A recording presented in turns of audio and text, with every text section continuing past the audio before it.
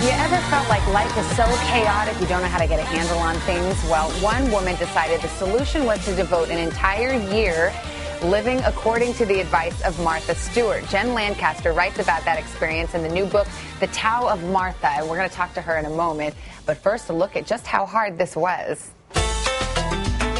The flowers are set. Our goal here should just be making these look as festive as possible. The drinks mixed. This round of margaritas is ready. And Jen Lancaster is greeting her Cinco de Mayo guests like a party planning pro. Olé! And her inspiration?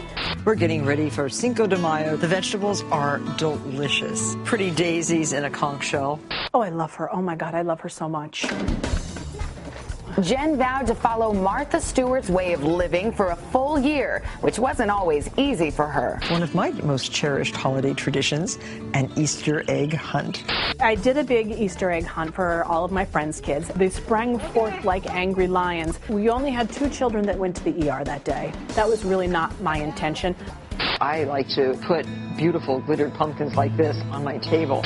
I glittered things for 3 hours to the point where there was nothing in this house that wasn't covered in glitter, including the dogs. That never comes off. Being neat and orderly is an important part of everyday life. Everything labeled perfectly. This is straight out of Martha's playbook. I've got all my different flours down here, all-purpose, cake, Bisquick, self-rising. Look at this. Fish, there's chicken, pork, boxed burgers, beef, ice baby, breakfast meat, sausage, short ribs, and stew meat. I always had the idea that homemade gifts were cheap. No. I started knitting this year, and the scarves that I was making, between the time and the material, they're worth about $8,000 each. The dogs did well. Every holiday, I do poses with them in whatever holiday costumes they have. But as happy as the dogs were, did the Tao of Martha rub off on their owner?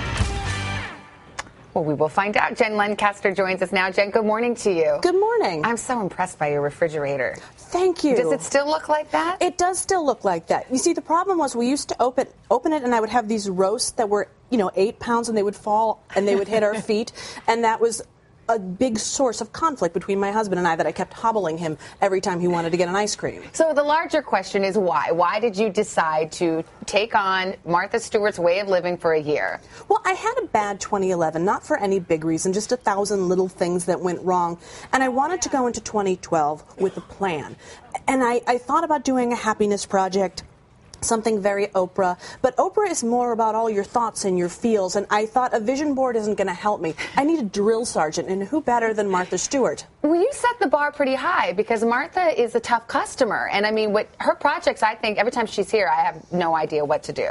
Well, I started looking at her projects, and they all seem complicated. The thing is, everything is broken down into steps that people can follow, and I never knew until I actually tried, so I was surprised at what I could accomplish. Now, how did your family react? What did your husband think when he saw you suddenly obsessively glittering things and labeling things? Did he like it? My husband said this is the greatest thing that has happened in the 18 years of our relationship, that I could finally find things. Because he's an ex-military man, so he's very organized, but too organized.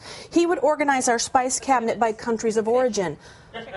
I don't know if oregano is Mexican, if it's Italian. That's very clever. So I just did it alphabetically. You know what? Works really well. It is a great idea. I mean, did you find this to be difficult in terms of, I guess, keeping it going? Because I can imagine doing 1 or 2 projects, but to do this for a whole year.